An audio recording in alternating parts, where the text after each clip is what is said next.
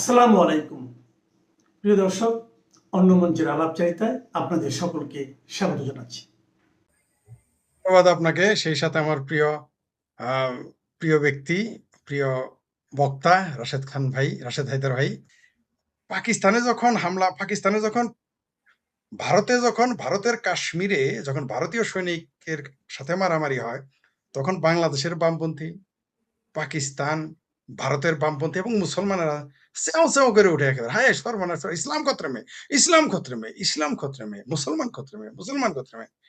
আর কাশ্মীর অধিকৃত কাশ্মীর, পাকিস্তান দখল করা কাশ্মীরে যখন মানুষ মারা যায়, তখন সেটা খুব ভালো লাগে। এখন সেটা ভারতের ষড়যন্ত্র, অমুকের ষড়যন্ত্র, কেন ভারত অধিকৃত ভারতের যে কাশ্মীর, সেই ভারতের মধ্যে থাকা কাশ্মীরে যখন গন্ডগোল হয়, মিছিল হয়, তখন তো এই লোকদের বলতে শুনি না যে এটা পাকিস্তানের ষড়যন্ত্র। এখন পাকিস্তান, এরা এরা নাকি স্বেচ্ছায় পাকিস্তানে গেছে, এরা নাকি পেয়ারা পাকিস্তানি। তাদের সাথে কেন এত লাগে? ঘটনা কি? আমাদের বাংলাদেশের ভিতরে পাকিস্তানি জজবা এত, সেইখান থেকে ভারতের ভয় নাই এখন। তো পাকিস্তানের ভিতরে কাশ্মীরে কিভাবে ভারতীয় যায়? দাল মে কুছ তো কালা হায়। ওটা বলতে মুখে ব্যথা পাওয়া যায় যে পাকিস্তানের সৈন্যরা, পাকিস্তানের সরকার তার যে নির্যাতন, নিপীড়ন, নিষ্পেষণ করে। আমি 10 বছর যাবৎ বলে আসছি যে আজাদ কাশ্মীর নাম দিছে তথাকথিত, সেখানে কাশ্মীরি ভাষায় পড়ালেখা নিষিদ্ধ। বাংলাদেশে কলামিস্টরা আমার এই কথা বিশ্বাস করে নাই, বাংলাদেশে বুদ্ধিজীবীরা আমার এই কথা বিশ্বাস করে নাই, বাংলাদেশে বাম, রাম, সাম, ঘাম, বামপন্থী যত আছে বাংলাদেশে, কেউ বিশ্বাস করেনি। এমনকি ভারতের লোকদের আমি বিশ্বাস করাইতে পারি নাই যে এই পাকিস্তান অধিকৃত কাশ্মীরে কাশ্মীরি ভাষায় পড়ালেখা করতে দেয় না। এমনকি তারা কাশ্মীরি ভুলে যাচ্ছে দিনে দিনে, এই কথা বিশ্বাস করে নাই। এখন কেমন? এখন কেমন? এরা না বলে যে ভারতের কাশ্মীর নিয়ে নিবে, পারলে ভারতটাই নিয়ে নেয়, যারা নিজেদের দেশের জনগণকে রক্ষা করতে পারে না, যারা বেলুচিস্তানকে ৭৫ বছর যাবৎ নির্যাতন, নিপীড়ন করতেছে, হত্যা, গুম করতেছে, সেগুলো ভারতের ষড়যন্ত্র। আমাদের মুক্তিযুদ্ধ ভারতের ষড়যন্ত্র। আজকে আজাদ, তাদের তথাকথিত আজাদ কাশ্মীরে ৩ সপ্তাহ যাবৎ শত শত মানুষ মারতেছে, সেটাও ষড়যন্ত্র। সব শুধু ষড়যন্ত্রই। মানে তাদের মানে মানে অন্যের মানে কৃষ্ণ করলে কৃষ্ণলীলা, অন্য করলে ঢং। ভারত যখন, ভারতের কাশ্মীরে দেখেন তো শিক্ষিতের হার কত, ভারতের কাশ্মীরে দেখেন তো স্কুল কলেজ কয়টা, ভারতের কাশ্মীরে দেখেন তো বিদ্যুতের দাম কত, ফলের দাম কত, সবজির দাম কত, চাকরির হার কত। আর পাকিস্তান যে দখল করে নিয়েছে কাশ্মীর, ভারতের অংশ, পিওকে, পাকিস্তান অকুপাইড কাশ্মীর, সেইখানে মুসলমানদের অবস্থা কত। এখন আর বামপন্থীদের আর চেতনা জাগে না, এখন মানবাধিকার সংস্থার চেতনা আর জাগে না, কারণ ওইটা তাদের আব্বা, তাদের দুলাভাই, তাদের খালু, তারা করেছে, তো এটা খুব ভালো লাগে। কিন্তু ভারতে যদি একজন মারা যাইতো, এতক্ষণ বাইতুল মুকাররম গরম হয়ে যেত। ভারতে যদি একজন মারা যাইতো, ওই চিঙ্কু বাম, মিঙ্কু বাম, বাংলাদেশের যারা আছে চক্করবর্তী, পক্করবর্তী, ভক্করবর্তী, তারপর কি বসু, মসু, পোষার, নরেন্দ্র মোদী কসাই, নরেন্দ্র মোদী কসাই, কসাই নরেন্দ্র মোদী। এখন আর নেওয়াজ শরীফ কসাই হয় না, এখন আর শাহবাজ শরীফ কসাই হয় না, এখন আর ওই যে কি খান, কি যেন প্রতিরক্ষা মন্ত্রী, সে কসাই হয় না, এখন পাকিস্তানের স্বরাষ্ট্রমন্ত্রী কসাই হয় না। কিন্তু নরেন্দ্র মোদী কষাই। পাকিস্তানকে নাকি এত ভালোবাসে, তাদের তথাকথিত আজাদ কাশ্মীরের লোক, সেখানে মারামারি হয় কেন? ওটা ভারতের ষড়যন্ত্র। আর ভারতে যখন এসে কাশ্মীরিদের সাথে লড়াই হয়, সেটা আর পাকিস্তানের ষড়যন্ত্র হয় না। মানে এই সমস্ত দ্বিমুখী নীতি থেকে সরে আসতে হবে। পাকিস্তানের চাইতে পৃথিবীতে কোন দেশ মুসলমান বেশি মারে নাই। ৭০ বছর যাবৎ ফাইট হচ্ছে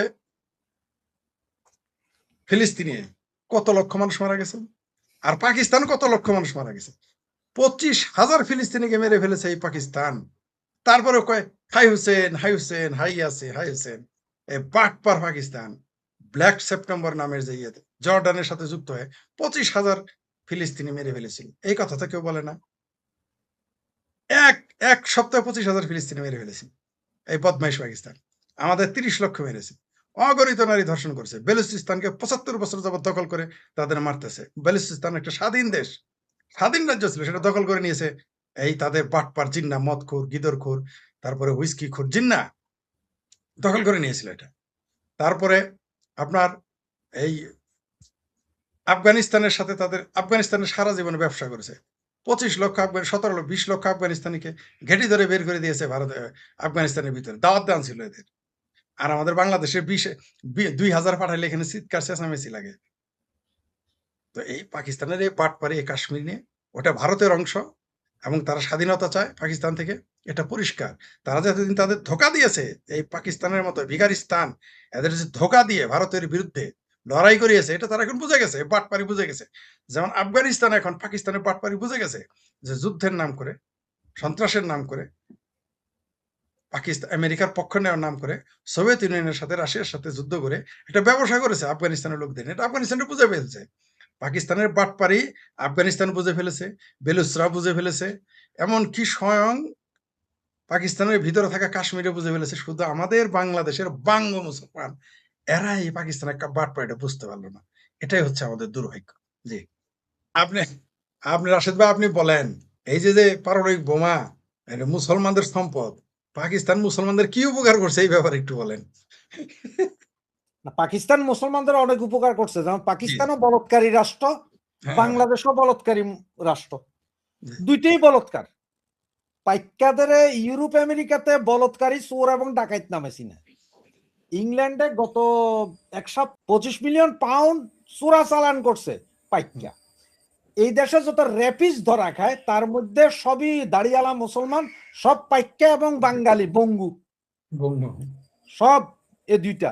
তো পাকিস্তান আর বাঙালি, বাঙালি যে ভাইরা বলে আর কি বোমা বোমা বোমা বোমা, তাগো ওই যে হাদি কইছিল না কি কি ছিঁড়া দিতে জানি, ওইখান দিয়া বইরা দাও, বইরা দিয়া ফুড়াই ফেলো। আপনি ভালো কথা কইছেন যে ওই বোমা আছে কিনা। আমার কি মনে হয় জানেন, হেরা ওই যে একবার ওই আমেরিকার ফোন দিয়ে কয় স্যার পয়সা তো দরকার, ভিক্ষা করে তো আর পারি না, আপনি যদি পয়সা না দেন তাহলে আমি কিন্তু 2টা বোমা ইরানের বেচুম। কারণ আমেরিকা দাঁড়া দাঁড়া দাঁড়া বাবা টাকালো।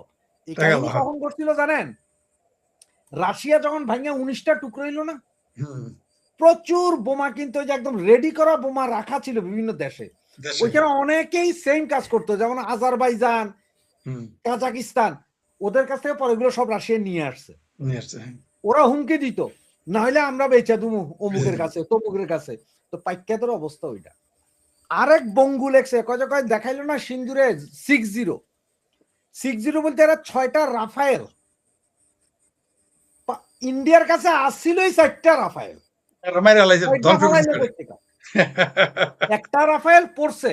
এখন সেটা ঠিক আছে, আমি মানিয়ে নিলাম ভাই, একটা রাফায়েল তোরা পাইক্যারা ফালাইছিস, তারপর ওটা বিতর্কিত, তারপর ওটা বিতর্কিত। না না না, আমি তর্কের খাতিরে মাইনা নিলাম যে পাকিস্তান ফালাই দিছে। এখন ইরান তো 6টা ফালাইছে না, পৃথিবীর সবচেয়ে শক্তিশালী বিমান আমেরিকার, কি হইছে? তো ভারতের 4টা ফালাইছে। ভারত এখন আবার 100 স্কোয়াড্রনের অর্ডার দিছে ফ্রান্সে। ভাই ব্যাপারটা হচ্ছে জার্বিয়া তার খবর নাই, পাড়া পশ্চির ঘুম নাই। আওয়ামী লীগ কি কইছে যে আমরা কালকে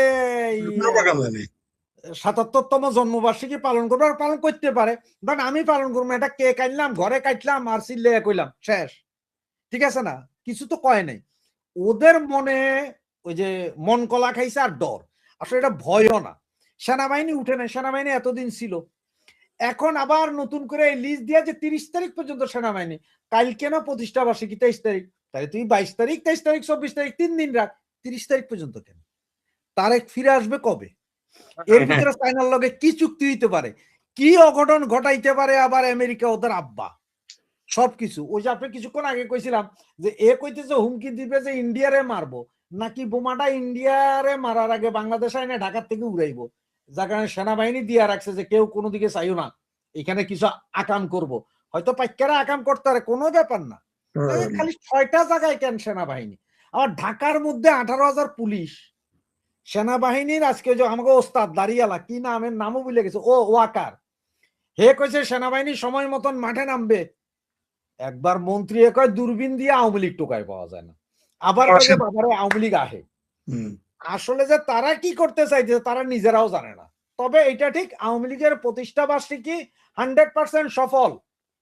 মিছিল আওয়ামী লীগ করা লাগবে না, ঘরে ঘুমাইলে হইব, হেরাই তো কইরা দিছে যে নামবো নামবো। ভয় ভয় তো আগেই পাইয়া গেছে এরা, আমরা নাই কি লাভ? কোনো দরকার আছে? ফরিদ ভাই কি বলেন? কোনো দরকার নাই। সেনাবাহিনী তারা মাঠে থেকে প্রমাণ করে দিয়েছে যে বাংলাদেশ আওয়ামী লীগ নিষিদ্ধ করলেও তারা কত শক্তিশালী, ছাত্রলীগ নিষিদ্ধ করলেও তারা কত শক্তিশালী, তারা বুঝে গেছে এবং প্রমাণ করে দিয়েছে। আর সেনাবাহিনী যে কত বড় বাটপার, আমি যেদিন বললাম যে সেনাবাহিনী যাবে না, না না এত চলে, আরে ভাই যাবে কেন? এরাই তো দেশ চালাচ্ছে। তারেক রহমান হলো মুসলেগা সরকার, বর্তমানে দেশ চালাইতেছে মোল্লা আর মিলিটারি। তারেক রহমান কোথাকার কি? সে কিছুই না, সে নোবডি। দেশই চালায় মোল্লা মিলিটারি। আর মিলিটারি যদি চলে যায়, আমার ভাবির পোলারা ঘর থেকে বাড়াইতে পারবে, জামাতের এমপিরা ঘর থেকে বাড়াইতে পারবে, না বিএনপির এমপি মন্ত্রীরা ঘর থেকে বাড়াইতে পারবে। এরা কোনোদিনই এটা আনবি সরাবে না, কখনোই সরাবে না। এরা চোখে আছে সেনাবাহিনীকে বিভিন্ন সুতায় অজুহাতে। এরা না বলেছিল আজকে যায় কালকে যায়, আবার ম্যাজিস্ট্রেসি পাওয়ার নাই। সেনাবাহিনীর কি কাম? একটা নির্বাচিত সরকার, তাদের ভাষায় ধরে নিলাম এটা নির্বাচিত সরকার। তো সেনাবাহিনী নির্বাচিত সরকার আমলে কোন আইনে থাকে, কোন সংবিধান বলে থাকে? আমরা কি এতই বোকা? আমরা কি কিছুই বুঝি না? যেমন আওয়ামী লীগ যখন ক্ষমতায় ছিল বলতো, পুলিশ ছাড়া এসে দেখ, ছাত্রলীগ পুলিশ ছাড়া এসে দেখ, আওয়ামী লীগ পুলিশ ছাড়া এসে দেখুক, হ্যান করেঙ্গা তেন করেঙ্গা, এরকম চাপা মারতো জামাত বিএনপিরা। এখন সেই জামাত বিএনপি দেখে আর্মি ছাড়া চলতে পারে না, বিজিবি ছাড়া চলতে পারে না, আমেরিকার নেটো বাহিনী ছাড়া চলতে পারে না, পাকিস্তানের বিমান, পাকিস্তানের কি আইতেছে না সাবমেরিন ছাড়া চলতে পারে না, তুরস্কের বাহিনী ছাড়া চলতে পারে না। অথচ এরাই বলছে কয়দিন আগে যে পুলিশ ছাড়া এসে দেখ, পুলিশ ছাড়া এসে দেখ। বুঝতে পারছেন তো? চাপা মারতে। এখন এরা পুলিশ ছাড়া, ছাত্রলীগ এখন, ছাত্রলীগ তো এখন পুলিশ ছাড়া আইছে। তো তোরা এখন আর্মি নিয়ে আসোস কে? তোরা নাম দেখি ছাত্রলীগের সাথে কত শেডার মুরত, ছাত্রলীগের সাথে আর্মি ছাড়া নাম, তোরা পুলিশ নিয়েই নাম। আওয়ামী লীগ তো পুলিশ নিয়ে থাকতো, তোরা পুলিশ নিয়েই নাম দেখি ছাত্রলীগের সাথে। গত কয়েকদিন আগে পুলিশের ওই যে বড় বড় কর্তারা কইছে না যে এদের ঠেকামু কেমনে, এদের লগে তো সাধারণ জনগণই সহযোগিতা করে। না বললাম তো যে এরা তো চাপা মারতো, এই ছাত্রলীগ নাকি পুলিশ নিয়ে আসে, শিবিরেরা আর বিএনপি ছাত্র দল জামাতারা বলতো। তা আমি বলি যে তোমরা যারা শিবিরের বিরাট বড় বড় মর্দ, আমার ভাবির পোলার তো বিরাট বড় মর্দ, তারা এদের সে বড় মর্দ তো দুনিয়াতে এখন নাই। জামাত শিবির তো বিরাট বড় মর্দ, বিএনপি তো এরা বড় বড় মর্দ। ভাই তোরা পুলিশ নেই ছাত্রলীগের সামনে, শুধু আর্মি ওয়াকারে যাইতে বলবে রাখে যে তোরা পুলিশ নেই নাম দেখ, ছাত্রলীগের সামনে কত ষাটার মরদ কয় ঘন্টা টিকতে পারস। আমি চ্যালেঞ্জ করলাম, আর্মি যেদিন বেড়াকে ফিরে যাবে, পুলিশ সহ, জামাত সহ, শিবির সহ, বিএনপিরা আর আমার ভাবির পোলার সহ ৩ ঘন্টা ছাত্রলীগের সাথে টিকবে না।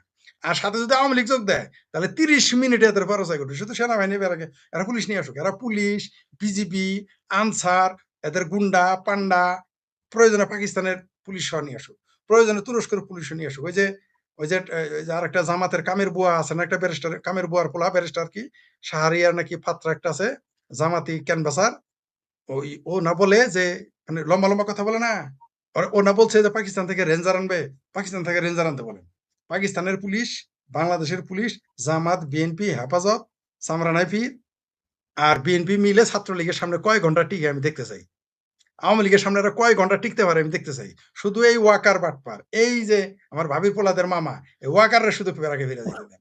ওই যে আরেক নেতা ছিল না, ওই যে আঙ্গুল তুলে তুলে কথা কইতো, ভয় কারে দেহাস, ভয় কারে দেহাস, যেটা এখানে ভয় দেখাইছে হে কই?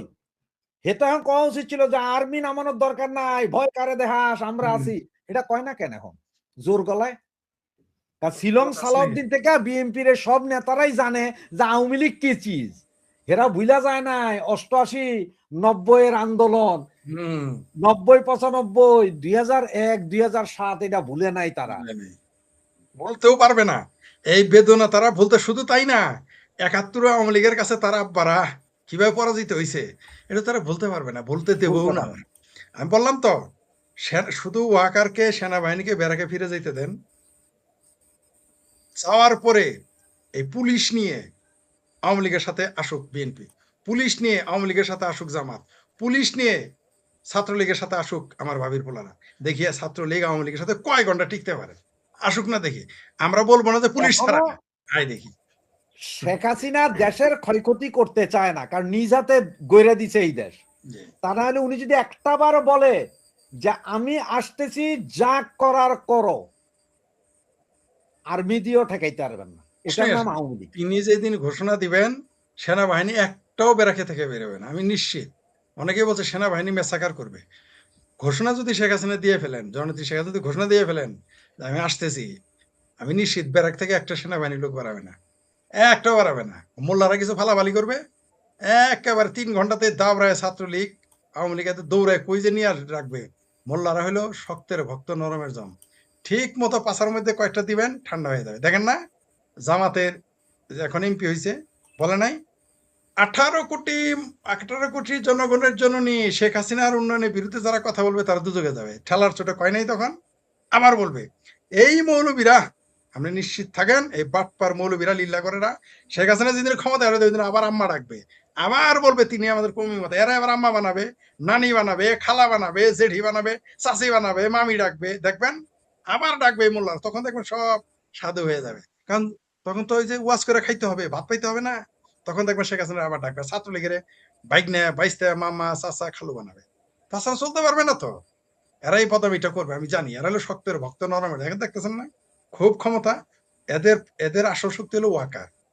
এই সেনাবাহিনীকে শুধু বেড়াকে ফিরে যেতে, সেনাবাহিনীতে বেড়াকে ফিরে যাবেই, না গেলে তো ডিসেম্বরে তো আমরা সারা পৃথিবীতে আমরা তো আন্দোলন শুরু করবো, এদের মিশন বন্ধ করে দিলে ঠান্ডা হয়ে যাবে। ডিসেম্বরের পরে আমরা সরাসরি আমরা জানি যাবে না, আমরা জানি, আমি ঘোষণা দিয়েছি তো, ডিসেম্বরের মধ্যে যদি ফেরত না নেয় আমরা সেনাবাহিনী বাংলাদেশ সেনাবাহিনী মিশন কেমনে বন্ধ করতে হয় ওগুলো আমরা জানি, সেটা শুরু করবো আমরা, এই বাট পারি এদের বন্ধ করে দিব। এইভাবে যে এই যে ইউনুসের অধ্যাদেশ যে এই পার্লামেন্টে যে সন্ত্রাসবিরোধী আইনের সাথে ঝুঁকিয়ে দিয়ে পাশ করলো, এখন ধরেন জামাত আন্দোলন করতে গিয়ে ওয়াকআউট করবে, আন্দোলন করতে গিয়ে আইনশৃঙ্খলা পরিস্থিতির অবনতি ঘটলো, তখন তো 2/3 মেজরিটি বিএনপির আছে পার্লামেন্টে, বিএনপি কে নিষিদ্ধ করতে পারে। আবার যদি জামাত কোনোদিন ক্ষমতা আসে বিএনপি কে নিষিদ্ধ করতে পারে। আবার আওয়ামী লীগ যদি 5 বছর 10 বছর 20 বছর পরে ক্ষমতা আসে, সেও ইচ্ছে করলে বিএনপি বা জামাতকে নিষিদ্ধ করতে পারে। সুতরাং এ ধরনের আইন কালো আইন হিসেবে আমি দেখি, যে আইন সবার ঘাড়ে খড়গ হিসেবে দাঁড়ায়, সেই আইন গণতন্ত্রের যুগে অচল। আমি মনে করি এই আইন করা ঠিক হয়। এখন আমরা আবার দেখলাম যে সোমবার জাতীয় সংসদে বিএনপি দলীয় এক সংসদ সদস্য তিনি দাবি করছেন যে 71-এর ভূমিকার জন্য জামাতকে নিষিদ্ধ করতে হবে।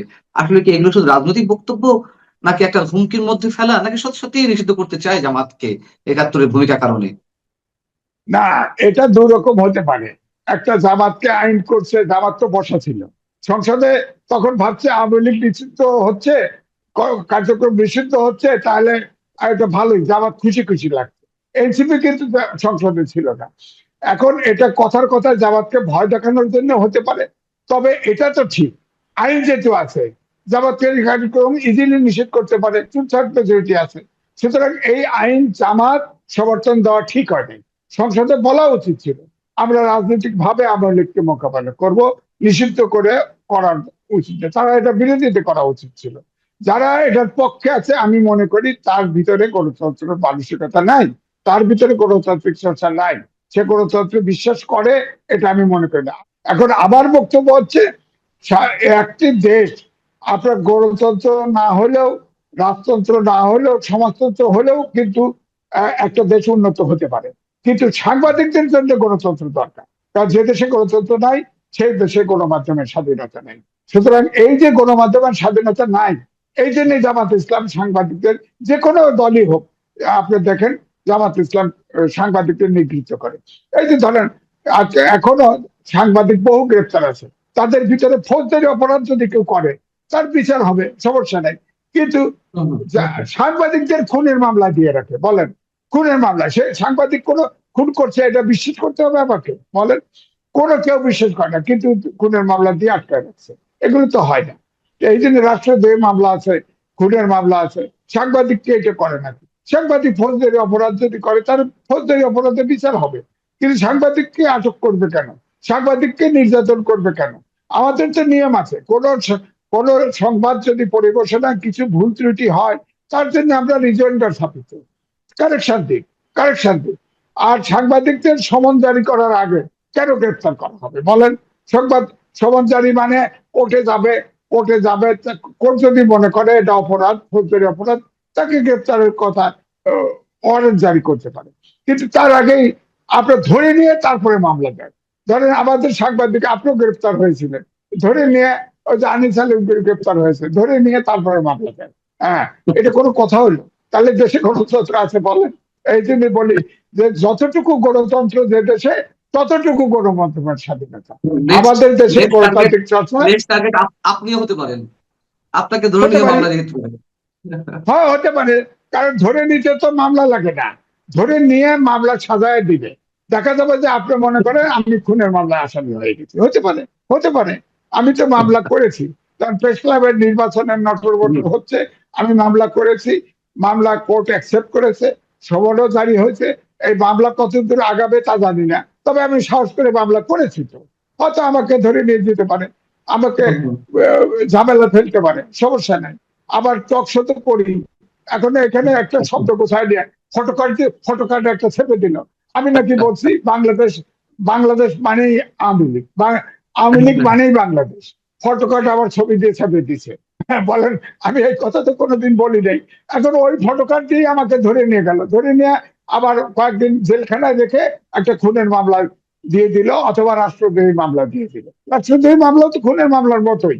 সুতরাং আমি মনে করি সাংবাদিকদের নিশ্চয়তা, যতদিন দেশে উগ্রপন্থী থাকবে, সন্ত্রাসী দল থাকবে, গণতন্ত্র থাকবে না, ততদিন পর্যন্ত সাংবাদিকরা নিরাপদ না, এটি আমি বলি।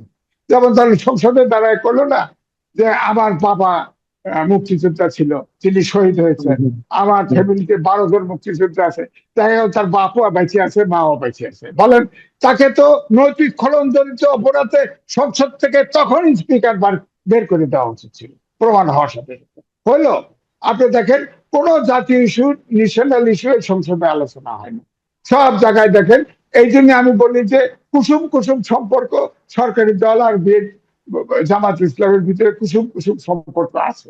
আবার মাঝে মধ্যে মাইলেজ পাওয়ার জন্য, অর্থাৎ আগামী নির্বাচনে যাতে ভালো করে জামাত ইসলাম, এই জন্য আবার মাঠেও যায়, মাঠে যায় কিন্তু শান্তিপূর্ণ ভাবে মিছিল করে, তাফালিং করে না, কারণ করে না, কারণ তারা তো সংসদে একটা আইন করে দেখছে, ওটাও মাথার ভিতরে কাজ করেছে।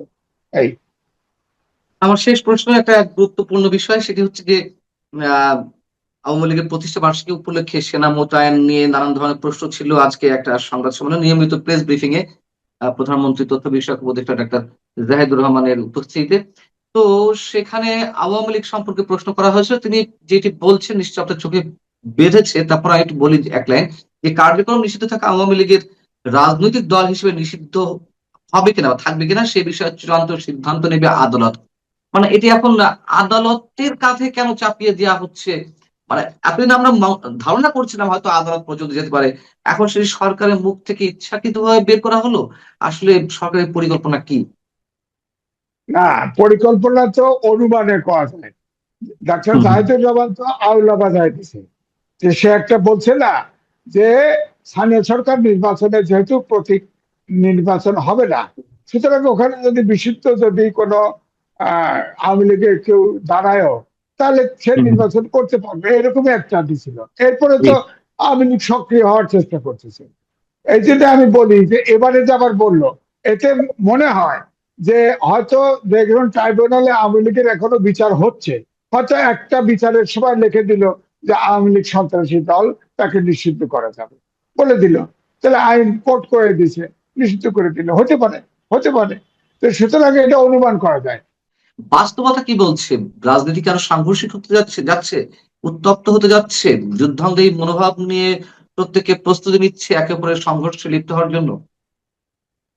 না দেখেন, রাজনীতি পট পরিবর্তনের চেষ্টা তো আওয়ামী লীগ করবেই, তবে পরিস্থিতিতে এখনো ওরকম হয় নাই যে হঠাৎ করে রাজনৈতিক পরিবর্তন ঘটতে পারে। আমাদের এখানে তো আন্তর্জাতিক অর্থাৎ পরাশক্তি গুলো কিন্তু এখনো অ্যাক্টিভ, পরাশক্তি গুলো অ্যাক্টিভ হয়ে যদি হয়, যেমন শেখ হাসিনার সময় পরাশক্তি অ্যাক্টিভ ছিল, ইলেকশনের আগেও ছিল, ইলেকশনের পরেও আছে, এখনো আছে। আপনি দেখেন না, তারেক রহমান ভিজিট করতে গেছে বিদেশে, নানান কথা হচ্ছে। সুতরাং পরাশক্তি গুলো এর ভিতরে যদি থাকে, তাহলে পট পরিবর্তন ঘটেও যেতে পারে, বলা তো যায় না, বলতে তো পারবো না। সুতরাং আমি মনে করি আমাদের দেশে রাজনীতিবিদরা এখনো যেহেতু গণতান্ত্রিক চর্চা না, আমরা জাতি গঠন করতে পারিনি, 55 বছর পড়েছি, আমরা জাতি গঠন করতে পারিনি। আমি আগেও বলেছি 10-12 প্রকার শিক্ষা ব্যবস্থা আছে, আলিয়া মাদ্রাসা আছে, কওমি মাদ্রাসা আছে 20,000-এর মতো, এবং আমরা সবাই মাস্টার ডিগ্রি দেই। এই মাস্টার ডিগ্রি একটা জাতীয় ইস্যুতে আমরা 12 প্রকারের চিন্তা আমরা করি, যার ফলে আমাদের কোনো জাতীয় ইস্যুতে আমরা ঐক্যবদ্ধভাবে চিন্তা করতে পারি না। আমরা দুর্ভাগা জাতি, দেশ স্বাধীন হয়েছে মুক্তিযুদ্ধ করে, কিন্তু আপনি দেখেন ভারতের সাথে বাংলাদেশের ক্রিকেট খেলা দেন, ভারতের সমর্থক পাবেন, পাকিস্তানের সাথে খেলা দেন, পাকিস্তানের সমর্থক পাবেন, এরকম অভাগা জাতি কমই পাবেন। অর্থাৎ আমাদের ভিতরে জাতীয়তাবাদী ফিলিংসটা কিন্তু এখনো গড়ে ওঠে নাই, কারণ আমরা জাতি গঠন করতে পারি। অভ্যুত্থান একটা হয়েছে, এটা তো বিপ্লব হয়নি, অভ্যুত্থান হয়েছে। কিন্তু বিপ্লব হলে মাও সেতু, আপনার লেনিন, তারাও 2 যুগ লাগছে কালচারাল বিপ্লব করে মানুষের মানসিকতা পরিবর্তন করতে।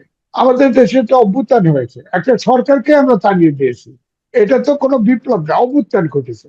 সুতরাং আমরা কিন্তু এই শুরু থেকে, দেশ স্বাধীন হওয়ার পর থেকে আমরা জাতি গঠনের সময় কোনো দলই কিন্তু মনোযোগী হয় নাই। রাজনৈতিক দলই তো জাতি গঠন করবে, আমি তো করব না।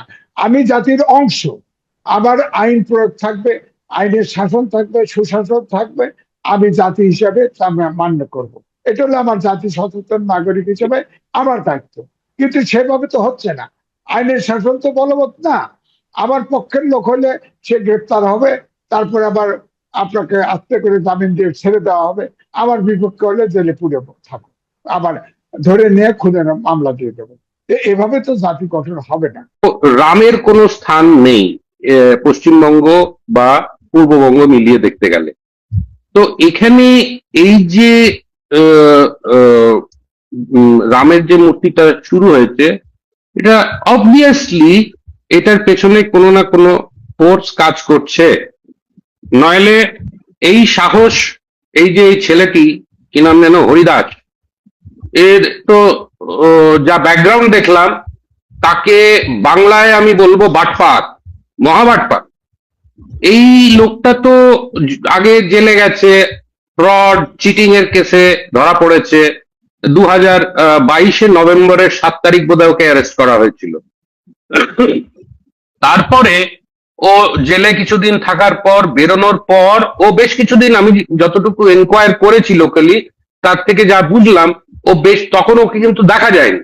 সাডেনলি ওর আবির্ভাব হয় অগস্টে, যা শুনলাম আর কি, এই 2024 অগস্টের পট পরিবর্তনের পর। তারপরেও কিন্তু অতটা অ্যাক্টিভ ছিল না ওখানে। ও অ্যাক্টিভ হলো মে মাস 2025 থেকে, যখন এই মন্দির নিয়েও কাজ শুরু করলো, মন্দিরের কমপ্লেক্স নিয়ে। দর্শক, স্বাগত জানাচ্ছি আমাদের পূর্ণিয়ার ভিউ ইউটিউব চ্যানেল এবং ফেসবুক পেজে লাগাতার আমাদের যে আলাপচারিতার অনুষ্ঠান খোঁজ খবরে স্বাগত সবাইকে। আদাব, সালাম এবং নমস্কার জানিয়ে শুরু করছি। আপনারা পর্দায় দেখতে পাচ্ছেন আমাদের পরিচিত মুখ, প্রিয় মুখ, দুই বাংলার পরিচিত সাংবাদিক, ভারতীয় সাংবাদিক, কিন্তু আমাদের দুই দেশের ইস্যুতে যিনি সবসময় তৎপর থাকেন, যার অনুসন্ধানী অনেক রিপোর্ট বাংলাদেশের অনেক ক্ষেত্রে রাজনীতি বা বিভিন্ন ক্ষেত্রে মোড় ঘুরিয়ে দেয়, সেই চন্দন নন্দী। দাদা নমস্কার, নিশ্চয়ই ভালো আছেন? নমস্কার।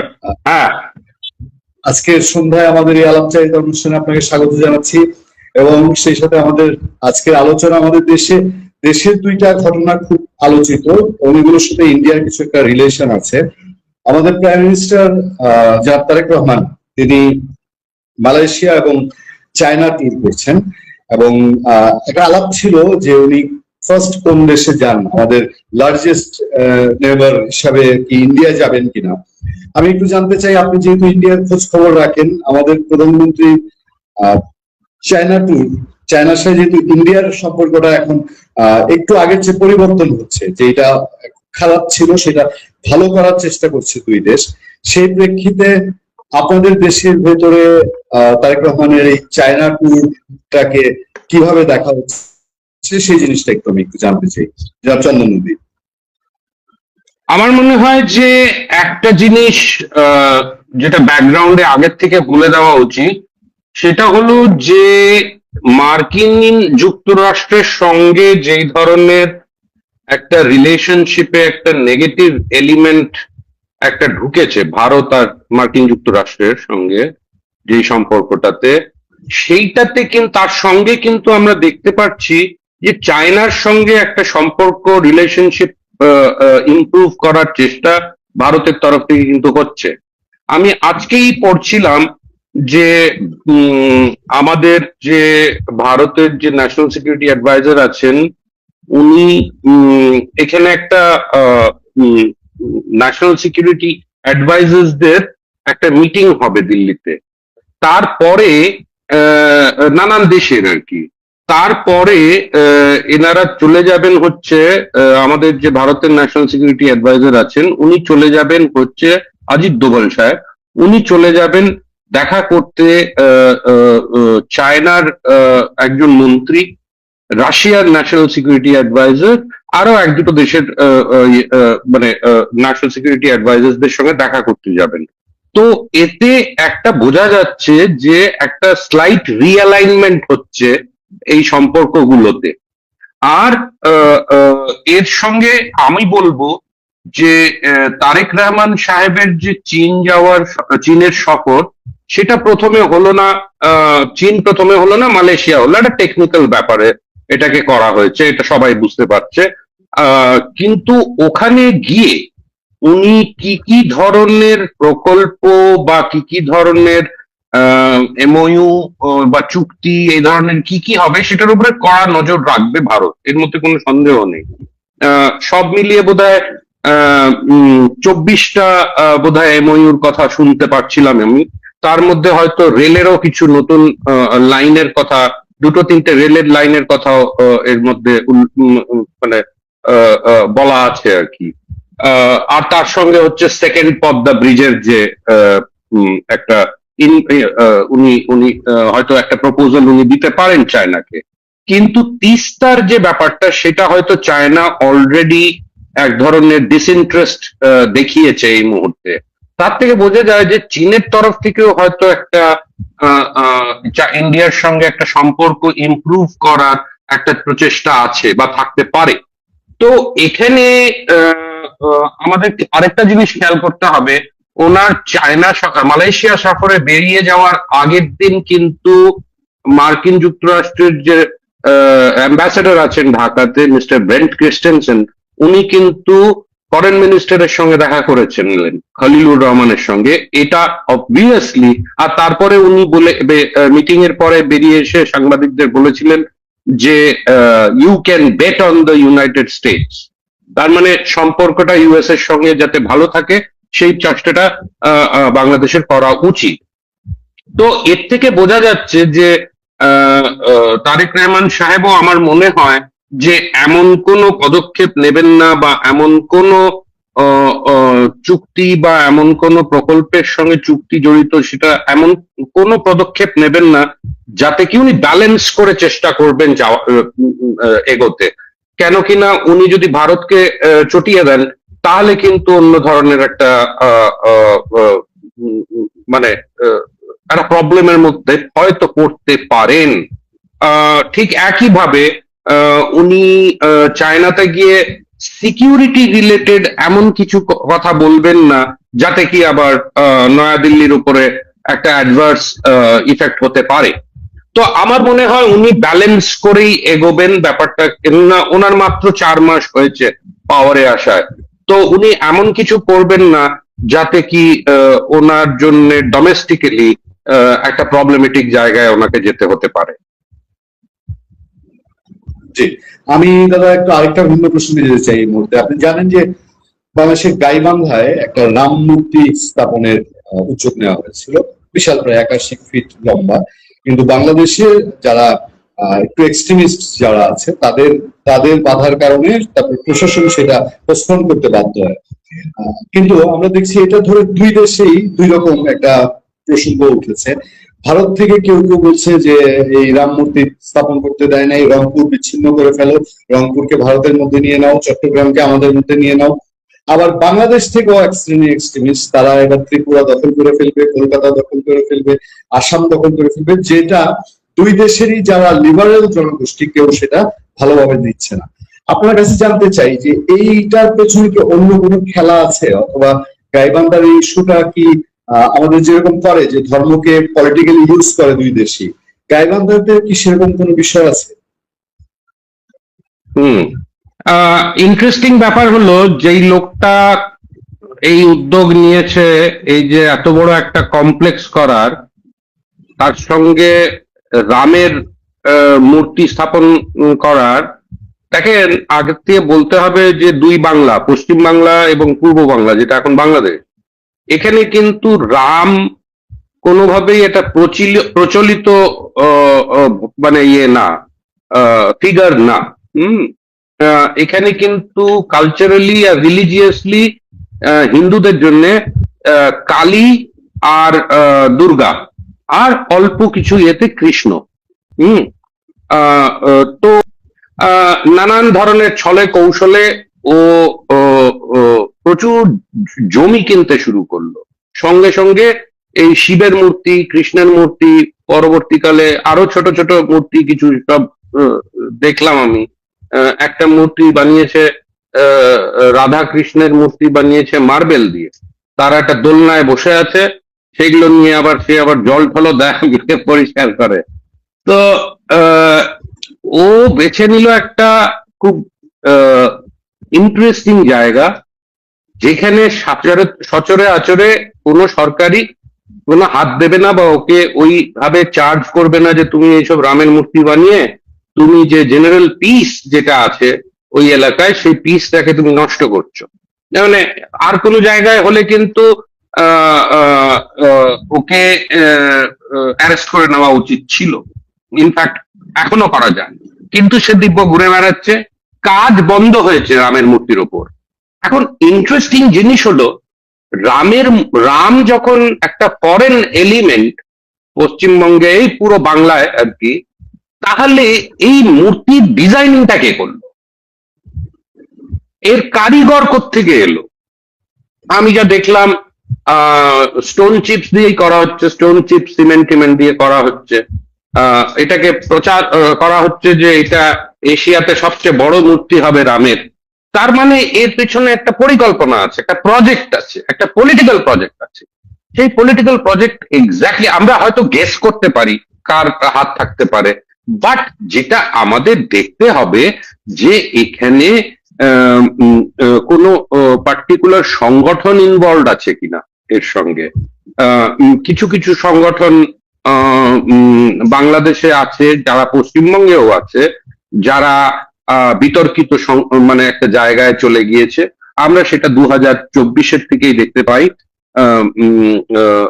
যখন চিন্ময় দাসকে অ্যারেস্ট করা হয়, উনি ইসকনের বলা হয় উনি ইসকনের, কিন্তু এটা আমাদের খতিয়ে দেখতে হবে এখন যে এই রাম মূর্তির প্রজেক্টের পেছনে কি ধরনের অর্গানাইজেশনসরা ইনভলভ আছে। আনফর্চুনেটলি বাংলাদেশের যে গোয়েন্দা সংস্থারা আছে তারা বা ল অ্যান্ড অর্ডারের যারা চার্জে আছে, পুলিশ বলুন বা অন্যান্য সংস্থা বলুন, তারা দে আর টেকিং ইট, মানে they are not, they have refused to, or they have not moved to arrest this fellow. তার যখন একটা চিটিং বাটপাড়ির একটা কেস অলরেডি আছে, he becomes an immediate suspect। যে এই টাকার পরিমাণ, এই অঙ্ক যেটা দেখা যাচ্ছে, আমরা শুনতে পাচ্ছি যে 28 কোটি টাকা নাকি খরচ করেছে এই মন্দিরের, এই মূর্তির পেছনে, পুরো মন্দির কমপ্লেক্সের পেছনে। এই টাকাটা জেনারেট হচ্ছে কি করে? ও বলছে যে যারা শ্রদ্ধালুরা আসে ওখানে তারা টাকা দেয়। তারা কত টাকা দিতে পারে? বাংলাদেশের নর্থ বেঙ্গল পার্টটা বেশ ব্যাকওয়ার্ড পার্ট, কিন্তু সেইখানে হিন্দুদের সংখ্যা, তারা মাইনরিটিতে আছে, হয়তো 6 to 7% ম্যাক্সিমাম। তাদের কাছে কি পুঁজি থাকতে পারে যে তারা একে টাকা বা ডোনেশন দেবে আর কি, হ্যাঁ, যার থেকে এত বড় একটা প্রজেক্ট সে দাঁড় করাতে পারছে। তা আমার মনে হয় যে বাংলাদেশের যারা গোয়েন্দা সংস্থা আছে, ল এনফোর্সমেন্টের লোক ইয়েরা যারা আছে, পুলিশ যারা আছে, তাদের আরো স্ট্রিক্টলি এই ব্যাপারটাকে ইনভেস্টিগেট করতে হবে, আরো স্ট্রংলি ইনভেস্টিগেট করতে হবে, আরো ডিপলি ঢুকে ইনভেস্টিগেট করতে হবে, এটা জানার জন্য যে এখানকার এখানে হচ্ছেটা কি।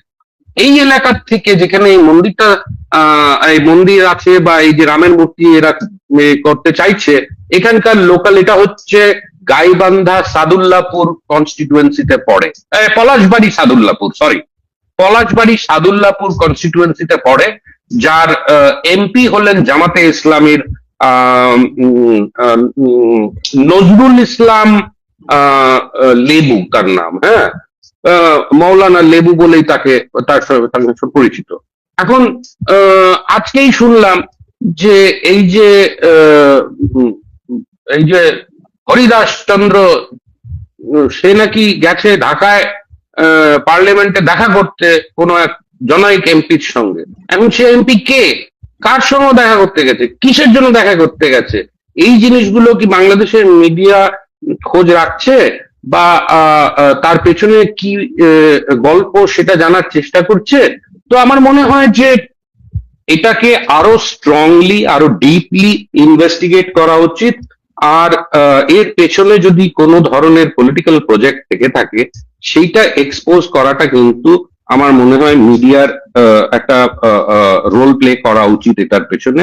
আমি তো বলবো সাধারণ মানুষকেও যে তারা মানে একটা অ্যাটমসফিয়ার তৈরি করার যে চেষ্টাটা আছে, সেই চেষ্টার মধ্যে যাতে এই ফাঁদে যাতে তারা পা না দেয়, আর একটা যে শান্তি বজায় রাখা উচিত সেইটা যেন থাকে। কেন কিনা আমি যে রিপোর্টস পাচ্ছি যে এক ধরনের পোলারাইজেশনের দিকে চলে যাচ্ছে এই ব্যাপারটা, আর এই পোলারাইজেশন কিন্তু বাংলাদেশের জন্য কোনো দিক দিয়েই ভালো না। আমার মনে হয় বাংলাদেশে এমনিতেই সব সময় একটা মানে জেনারেলি দেখতে গেলে এক ধরনের কমিউনাল একটা প্রবলেম আছে, সেইটা যাতে একটা পার্টিকুলার পয়েন্ট থেকে বা খারাপের দিকে না যায়, আমার মনে হয় সেই জিনিসটাকে বাংলাদেশের মানুষকে দেখতে হবে, ভাবতে হবে, আর খুব ঠান্ডা মাথায় এই জিনিসটাকে এই যে যেটা হচ্ছে সেটা যাতে ডিফিউজ করা যায় বা সেটাকে যাতে রিডিউস করা যায়, সেই ধরনের কাজকর্মগুলো করতে হবে, রাদার দ্যান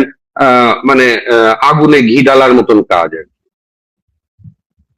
থ্যাংক ইউ দাদা, থ্যাংক ইউ। আমি অনেকগুলো ভেতরকার খবর, ভেতরকার জিনিস জানলাম যেটা আমারও জানা ছিল না। আমাদের আজকে এই সংক্ষিপ্ত আলোচনা আমি লাস্ট টপিকটা যেতে চাই। লাস্ট টপিকটা হচ্ছে আওয়ামী লীগ। আপনি নিজেও দিল্লিতে আছেন, দিল্লিতে আওয়ামী লীগের মাথা যারা তারা আছেন।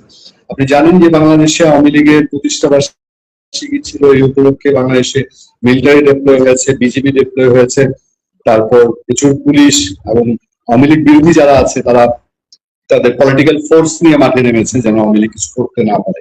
আপনারা দিল্লি থেকে কি দেখছেন? আওয়ামী লীগ কি আসলে বিশাল কোনো কিছু নিয়ে মাঠে চলে আসছে এরকম মনে হয়? এরকম কোনো খবরাদি আছে আপনাদের কাছে? আর নাহলে বাংলাদেশের ভেতরে সাত ব্যাপার কেন? আমার মনে হচ্ছে যে আওয়ামী লীগের লোকজনদের মধ্যে, সাপোর্টার্সদের মধ্যে এক ধরনের ইচ্ছে তো আছেই যে তারা নর্মাল পলিটিক্সে ফিরে যাক, কিন্তু নর্মাল পলিটিক্স কি এত তাড়াতাড়ি বাংলাদেশে ফিরে আসবে যাতে কি আবার আওয়ামী লীগ এই পলিটিক্সে যোগ দিতে পারে? আমার মনে হয় না। আমার মনে হয় যে আওয়ামী লীগের তারা হয়তো নানান ভাবে, নানান লেভেলে নিজেদের রিভাইভ করার কথা ভাবছে, which is absolutely okay। যে কোনো রাজনৈতিক দল সেটা চেষ্টা করবে, and they have the right to organize themselves properly again। কিন্তু আমরা সেটাও দেখছিও কিছু কিছু ক্ষেত্রে বাংলাদেশে যে মিছিল টিছিল গুলোর সংখ্যা অনেক বেড়ে গেছে। এটা একদিক দিয়ে ভালো, কেন কিনা নর্মাল পলিটিক্সে আসাটাই কাম্য আর কি। নাহলে কিন্তু এই যে পলিটিক্স অফ কনফ্রন্টেশন, যেটা আর কি বাংলাদেশের ইতিহাসের সঙ্গে খুব ডিপলি জড়িত, সেই কনফ্রন্টেশনাল পলিটিক্সে কিন্তু কোনোভাবেই বাংলাদেশকে হেল্প করবে না। এখন রইল হচ্ছে যে শুধু ডোমেস্টিক পলিটিক্সকে কি আমরা শুধু ডোমেস্টিক পলিটিক্স এর অ্যাঙ্গেল দিয়েই দেখবো, নাকি আমরা সেটা জিও পলিটিক্স এর লেন্স দিয়েও দেখবো? আমার মনে হয় যে দুটোই এখানে কাজ করতে হবে। জিও পলিটিক্যাল লেন্সটা এই জন্য, কেন কিনা এখানে ভারত আছে, এখানে মার্কিন যুক্তরাষ্ট্র আছে, তারা আর চায়না আছে, কিন্তু চায়না অত ডিপলি ইনভলভ নাই পলিটিক্যাল ব্যাপার গুলোতে, যা বোঝা যায়। কিন্তু মার্কিন যুক্তরাষ্ট্র কি চাইবে যে আওয়ামী লীগের ফেরার মতন সময় এসে গেছে? আমার মনে হয় না যে সেই লাইনে মার্কিন যুক্তরাষ্ট্র এখনই ভাবতে শুরু করেছে। তো আমাদের ওয়েট করতে হবে। আমার মনে হয় যে আওয়ামী লীগ যে একটু নড়ে চড়ে বসেছে, তারা তাদের লোকজনরা আরো অ্যাক্টিভ হয়েছে, which is গুড নিউজ একদিক দিয়ে। যে আরেকটা দল যেটা এই 2 বছর হলো এই অবস্থায় মানে একটা পঙ্গু করে দেওয়ার মতন জায়গায় চলে এসেছিল, তারা আস্তে আস্তে আবার ওই নর্মাল পলিটিক্সে ফেরার চেষ্টা করছে। সেই স্পেসটা কি তারা নিজেরা বানিয়ে নেবে?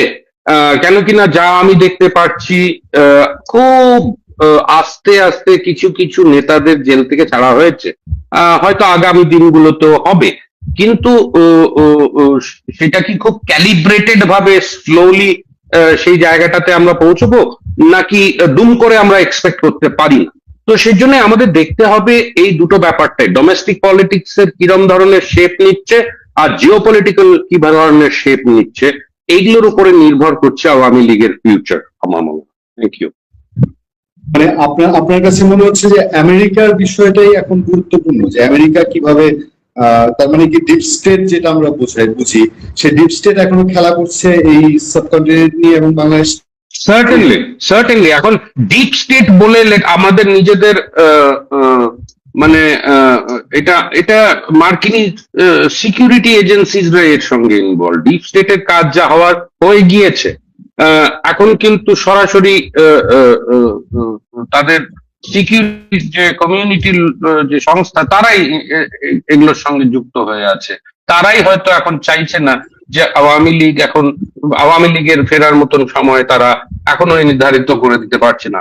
তার সঙ্গে আমাদের দেখতে হবে যে ভারতের যে সম্পর্ক গড়ে উঠছে মার্কিন যুক্তরাষ্ট্রের সঙ্গে, একটু কিন্তু সেটা একটা ধাক্কা খেয়েছে।